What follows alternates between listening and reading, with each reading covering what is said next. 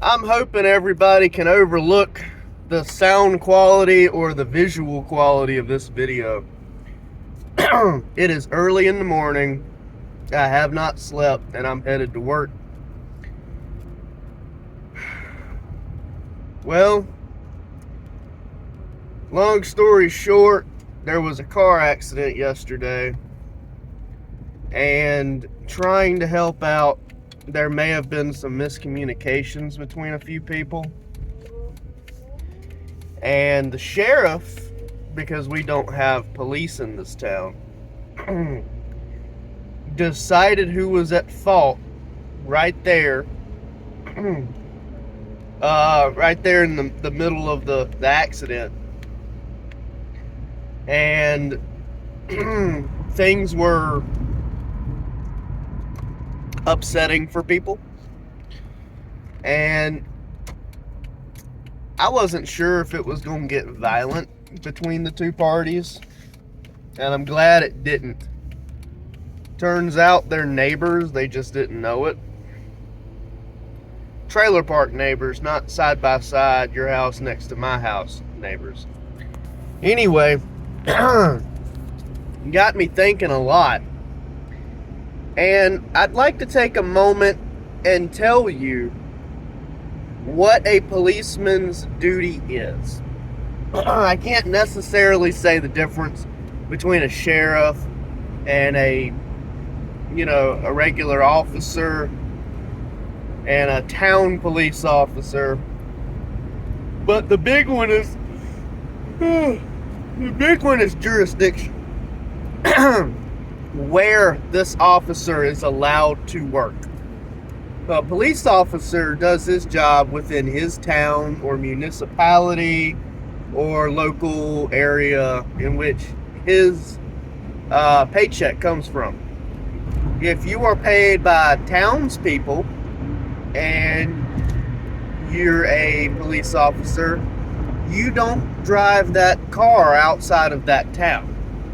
You do law enforcement in that town, which typically comes with having a level of training that has been procured for you for that town.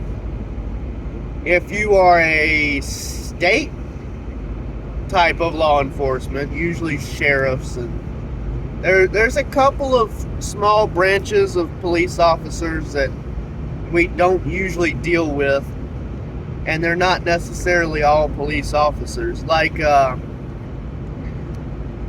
park rangers and animal control and bomb squads are all technically law enforcement.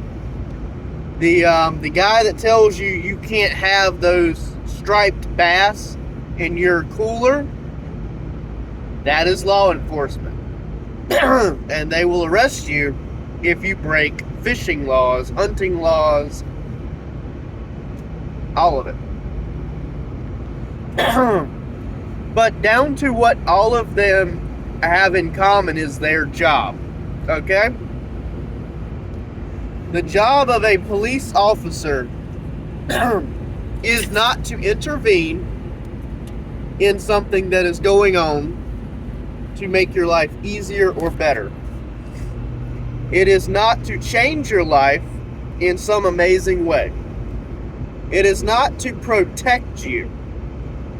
I know people see that on the side of police cars. It says to protect and serve. That is a motto. A motto is not a job description. It's not a rule. It's not a law. It's not a requirement. Some law enforcements have other mottos.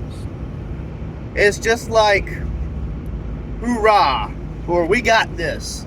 It's a statement that has been put on the side of vehicles. And some people have been offended by the serve part and thought that it was religious and voted in their municipalities to have the protect and serve taken off of some vehicles. There are other places where protect and serve is not on the vehicles anyway, because it's not their motto. But police officers and military men, all of those branches of violent government, protect and serve. Even the ATF technically protects and serves. I don't agree with it. It's not my thing. I don't believe in the ATF. But they like to say that. That's things that they all have in common, is they like to say stuff like protect and serve. And it's not their job. Law enforcement is not crime prevention. There are crime prevention units, but not all law enforcement are crime prevention, and not all law enforcement are supposed to dictate what happened during a car accident. If a law enforcement officer can say this person broke the law, he can make that declaration in his statement about the accident, in which he can say so-and-so broke the law, therefore they are at fault.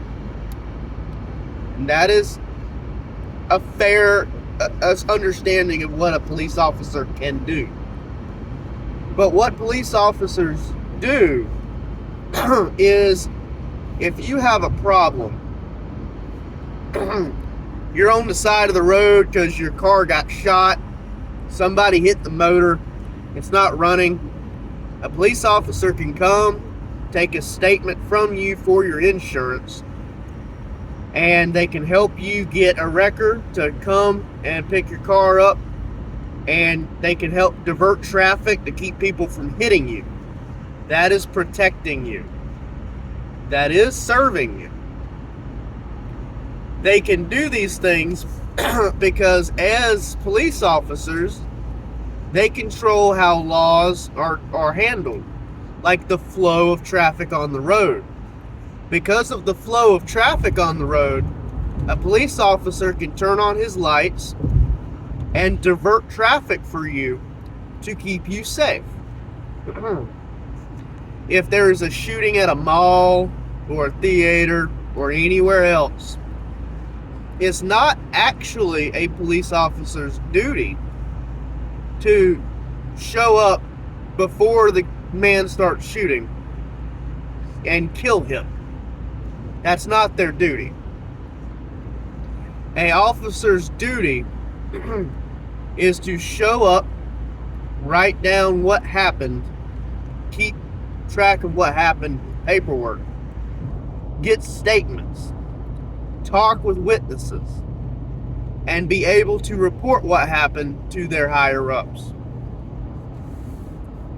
With that, they are able to summon various branches of assistance, like EMS, fire department, bomb squad, drug dogs, but they are not supposed to have to be violent. They've only been getting training for violent situations since citizens, have started being violent with them in the last couple of years.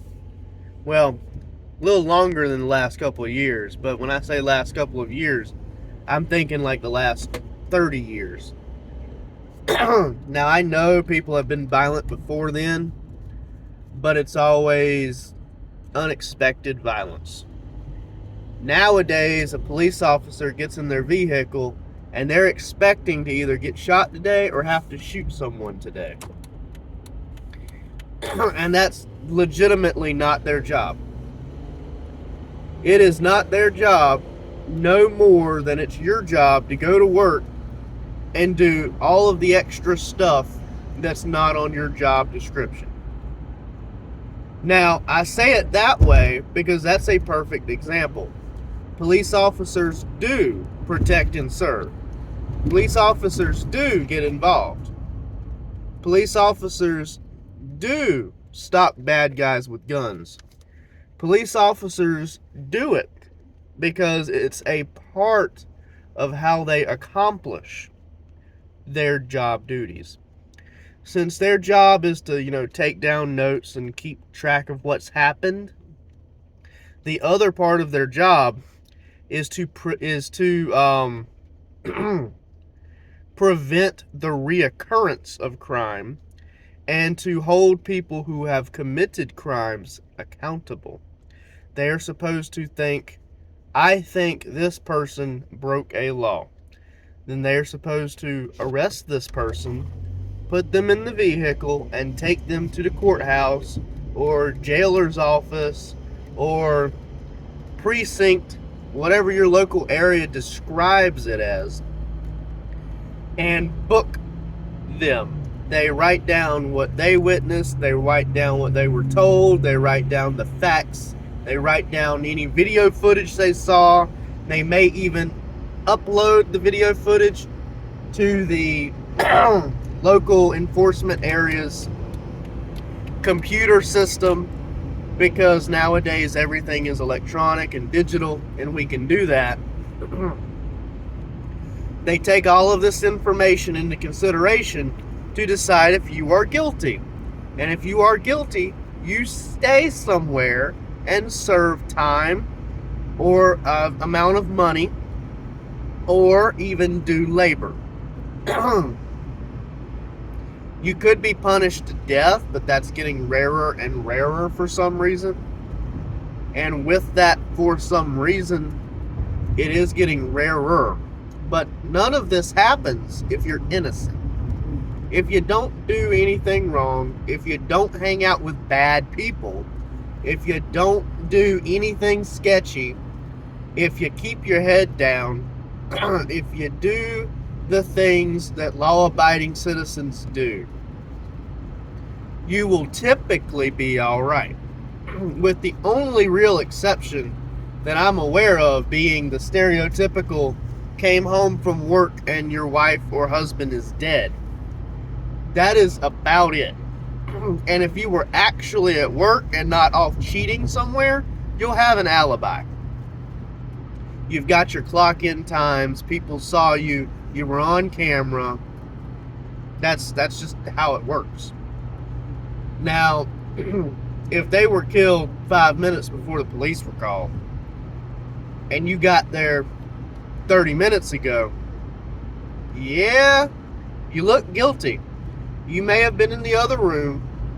You may have just walked into this room. Someone may have ran out the back door. But if they're committing that crime that late, they're not prepared, and they've left some evidence, and it will be found. So calm down. Everything will be fine. I know this is a ramble. I know that it's hard to listen to the whole thing. So I do appreciate it. But I say this with the common knowledge that I grew up with, as well as an understanding of what the roles require of police officers. They're not expected to go to your house, find you guilty on the spot, and gun you down. They're also not supposed to show up because you've called them. You tell them someone's guilty, and they persecute you on the spot. That's not how it works. If you're upset because somebody hit you, you can't tell the police officer to write them a ticket. You can't tell them to arrest them. I mean, you can physically move your mouth and the sounds can come out, but that's not how it works. The police officer has to be given a valid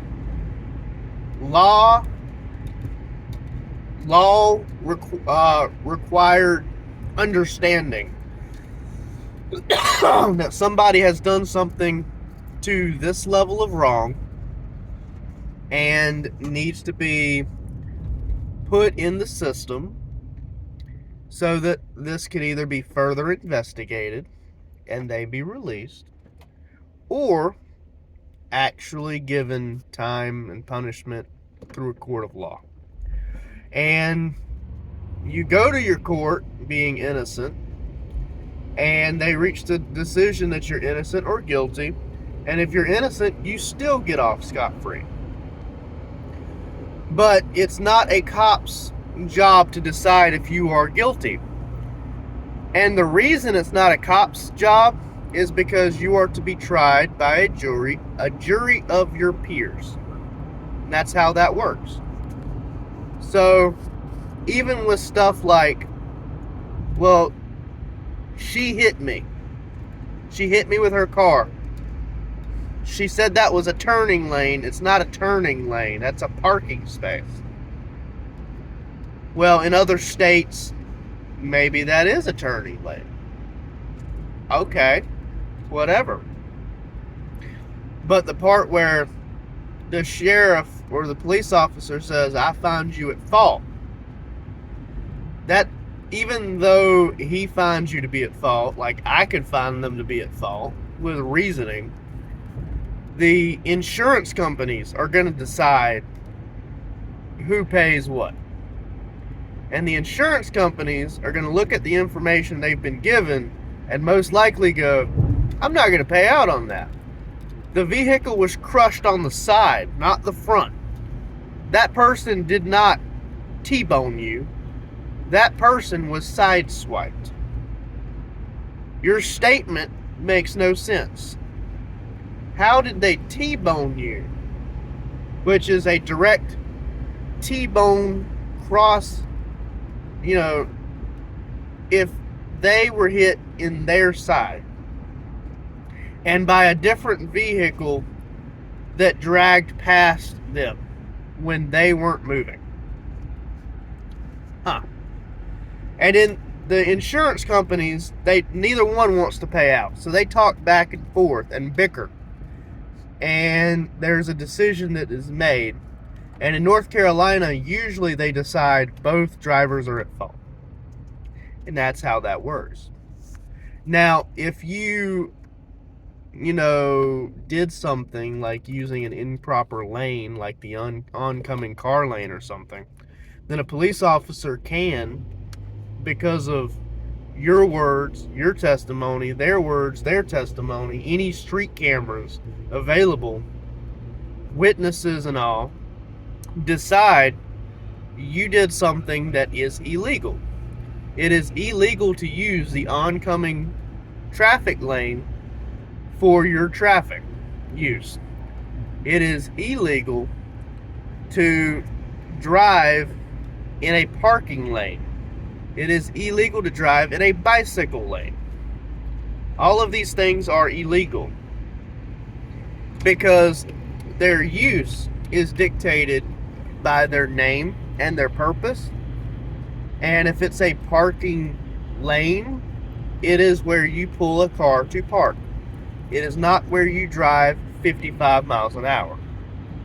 Now, because they can do that, they can write you a ticket for doing so. Because that's a traffic violation / crime. They won't arrest you for going 3 over the speed limit. They won't arrest you for driving in a parking space. They won't arrest you for a seatbelt violation. Because traffic violations are not things like human endangerment, neglect, reckless endangerment. Now, they can be added to violations that do get you arrested, like driving 20, 40, 50 over the speed limit. That is a dangerous, reckless endangerment, lack of respect for your fellow humans. Sometimes it's even considered child abuse and child neglect if you have children in the back seat, and child social services will take them from you because you're a danger. But how it usually works is a police officer just reports what they know, and your insurance companies decide who's guilty and who's actually going to pay out. Now, people having a citation and a ticket for improper use of a lane, that will weigh on the testimony that the car insurances have. That will weigh. But the photos tend to speak for themselves. The witnesses, that tends to speak for itself. It's not all on the police officer. It's not even 50% on the police officer. Now, also, while I say that, when I said a police officer is to stop and prevent future crime, if you are, sorry, I'm a little under the weather today. If you are actively driving a vehicle and you see police officers leaning up against a door and they go and they barge in and they start shooting, it's not because there's somebody in there that they believe might have been going 20 miles an hour over the speed limit. Possibly. It's because something has escalated and now there is an active crime that has to be handled. Now, their job is to prevent future crime. It's not that they're supposed to jump in and be superheroes, but they can't take notes and take people in for questioning and put people in jail cells awaiting a trial if the people aren't turning themselves in and are actively shooting people. So the police have been roped into doing things like that. If somebody is beating their wife and they're just mercilessly beating this person, a police officer is expected to step in on this. But police officers don't actually have a requirement by law. If it is not illegal, they aren't really expected to pop in. Now that's a hard statement to say, because just about everything that's illegal a police officer can step in on, and if it's not illegal, you would think everybody always wants it. But that's not how it works. For example, I actually was spoken to by a number of police officers when I was shopping at a Walmart, and I was told that the some branch of the management there wanted me arrested because I had a rather large firearm on my back. For reference, it was a Kel-Tec sub 2000 9mm carbine, pistol caliber carbine, without the magazine in it. The magazine was in my front pocket. The gun was on safety. The gun was folded in half, which is locked in place. And it's a rare gun that not only is it difficult for people who just barely know about it to operate, but it's a gun that if you've never seen it before, good luck getting it to unfold. Good luck loading it, and good luck shooting it. Because unless you're extremely intelligent, you don't know where all of those buttons are, where the slides are, where the lock is, where the lever is. None of it. Until you've picked one up, you don't know how to use it. And you can't fire it from a closed, broken in half position. You can't load it in a broken in half position. Well, the police officers, there was 5 of them, 2 were sheriffs. They stopped me. I was done shopping. I had my Walmart bags, and I was headed to my itty bitty little smart car. And the police officers, they had to do a few things.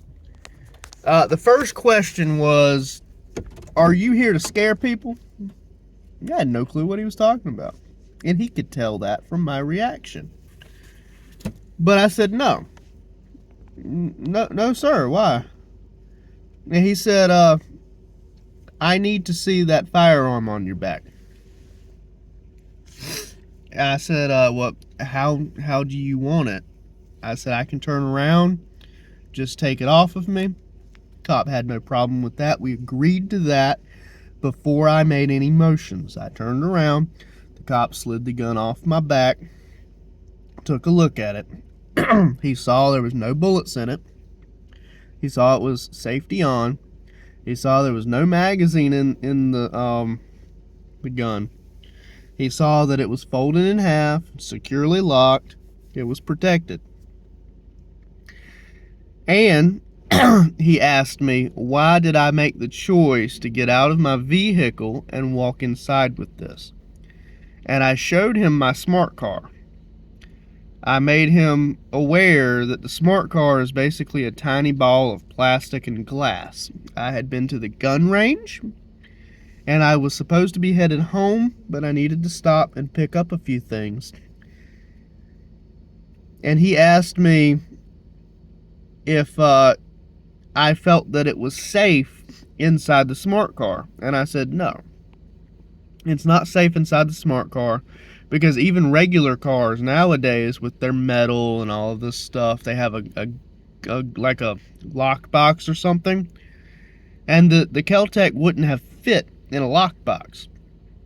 But there's nowhere to hide it in a smart car. There's no glove box in the smart car. Even if I put it in a soft bag, it's highly stealable. Which, by allowing access to this gun to criminals, I am in violation for improper storage of the firearm. And when I explained that to the police officer, he's like, yeah, you know your stuff.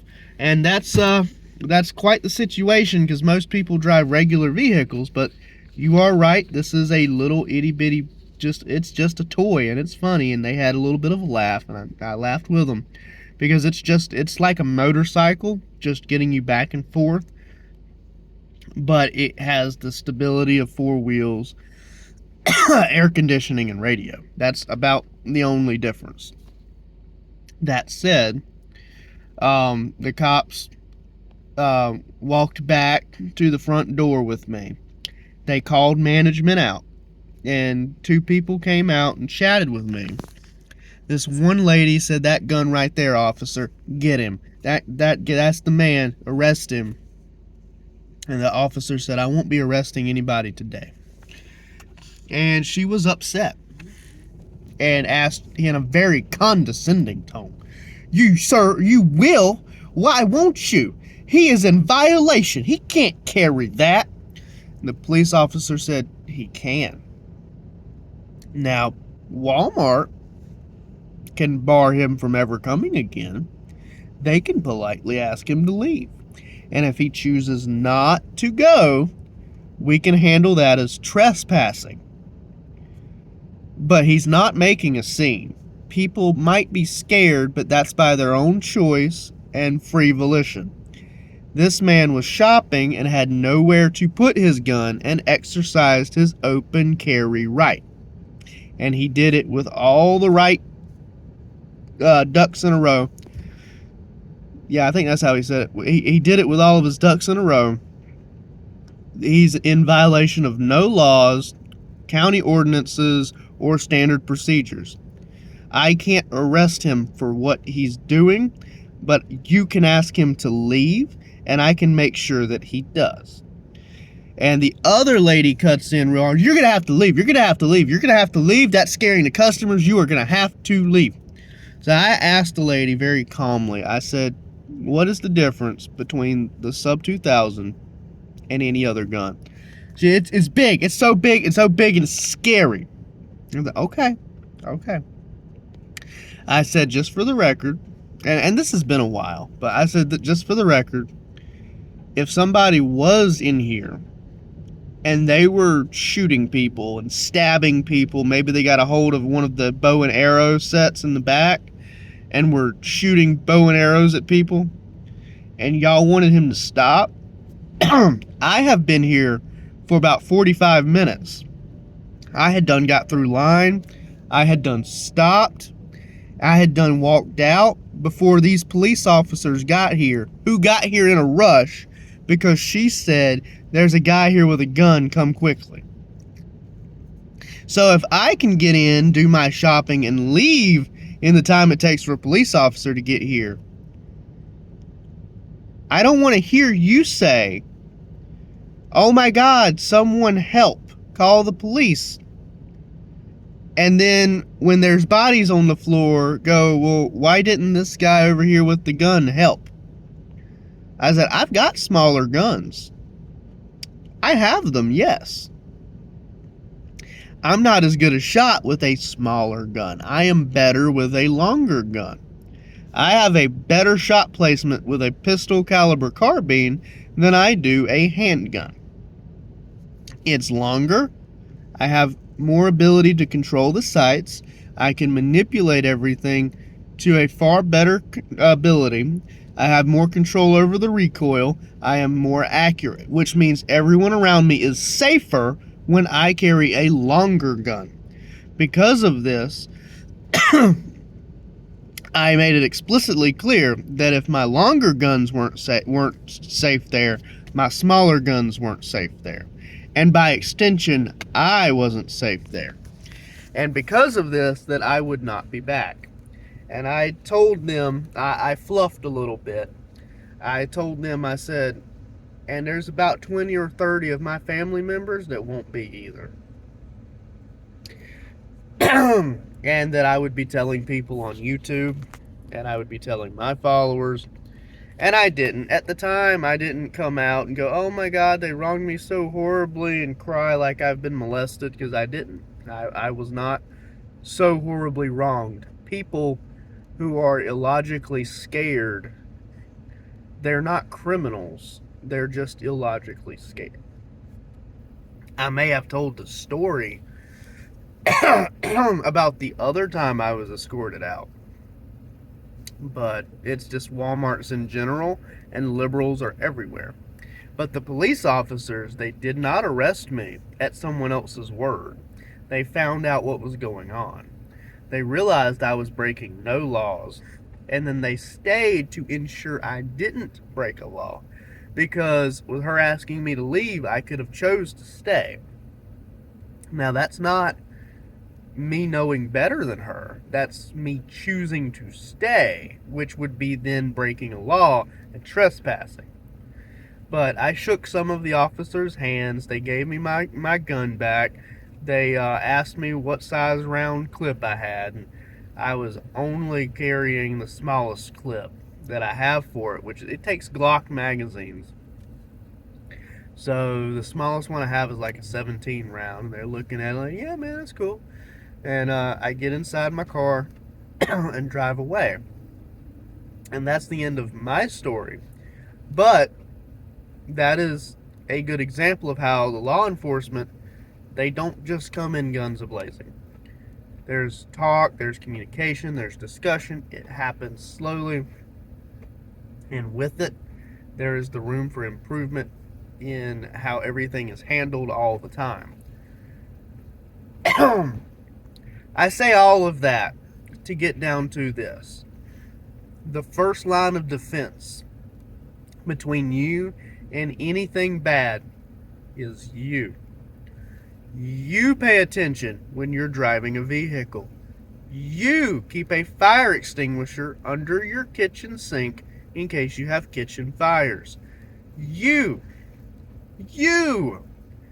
pay attention to what your kids are doing and keep track of them to keep them from getting hurt, going lost, getting missing, consuming something they shouldn't. You.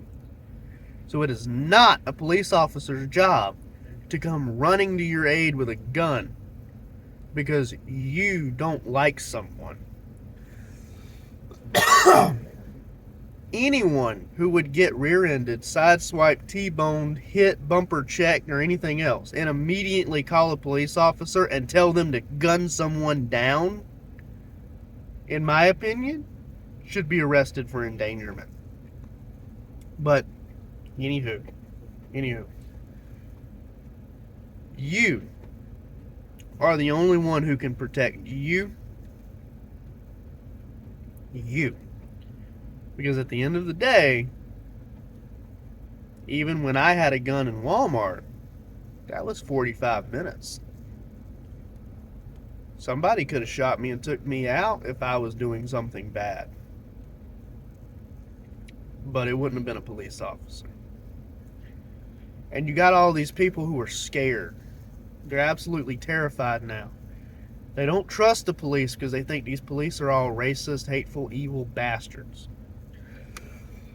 I agree there needs to be a unanimous understanding of what the appropriate way to arrest someone is and the appropriate way to handle a situation is and how to escalate or de-escalate it appropriately. And I agree that racists will put a smile on and work a job like everyone else. But if it's ever understood that someone is racist, then it should probably be kept track of and they just not be allowed to work in social political standing. And that's it.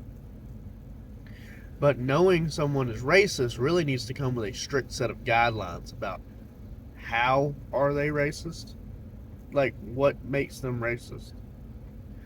And maybe how long ago it was and what kind of life factors they had. Because if somebody used to wear wife beaters, drink tons of beer, and beat up people in their teenage years, and now they're 65, they're the preacher at a church, they work at homeless shelters every day, and you look at them and see a racist because 50 years ago they were racist, well, that's a bit different than somebody who was racist last month. And even people that are racist by accident. Modern Family, the TV show, Phil has said some things that were really racist numerous times. And the idea that it's funny is because he didn't know any better. He was stupid. He's an airhead. He's ignorant of what that is, how it sounds, or the truth, or whatever. Because of these such problems, it's fine for us to joke about that. But understanding what might be racist is important. And it's not necessarily a police officer's job to show up like a robot. They are human. They may have bad days. Not being racist, but if they've got the flu or a cold or allergies or their wife's leaving them for another man or their wife died or their child died just last week, I understand if your head's not in the game, you shouldn't be there. I do. But like Kinley has no police officers, and I'd rather have 3 police officers that are human and more on the level of security guard that only show up to record what happened, tell you things are okay, get you EMS, fire services, and all this, and generally protect you, than to be paying my taxes and not have anyone to call. And if someone gets T-boned, it's 2.5 hours before anyone shows up to write down what happened. And I just thought I would upload a little video here. If someone's alone, they're busy working, and they just wanted to hear a voice, and they were casually thinking, well, what is a police officer's job? That's a police officer's job.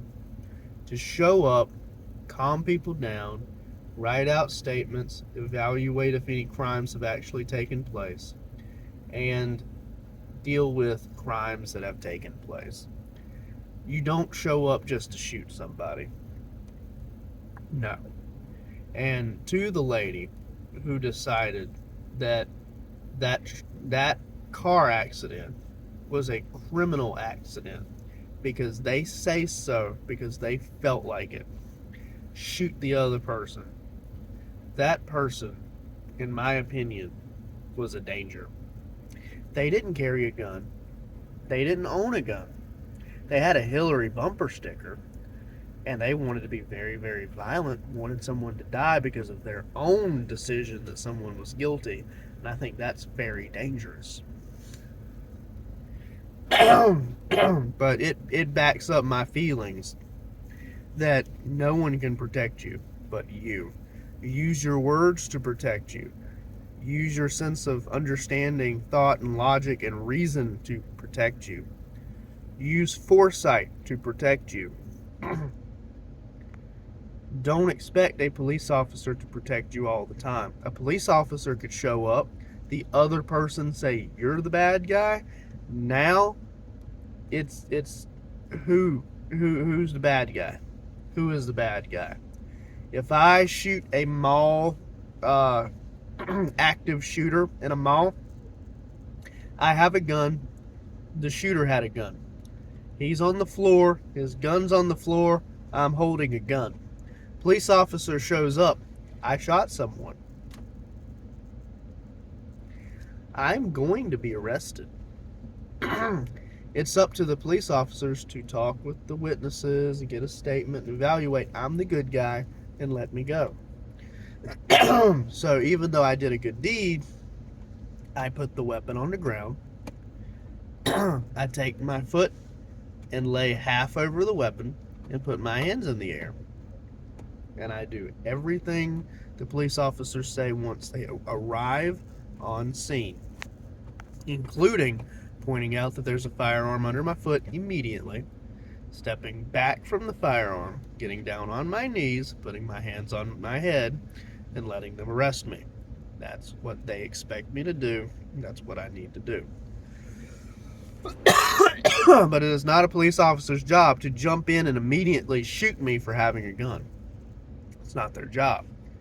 That is why when people say the cops at the school shooting did not rush in, they're cowards.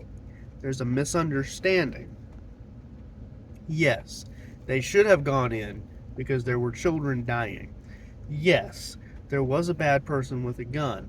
Yes, that was dangerous and they should have gone in. Yes, but their job, first and foremost, is to understand the situation. When they prevented other people from going in, is because they were trying to prevent the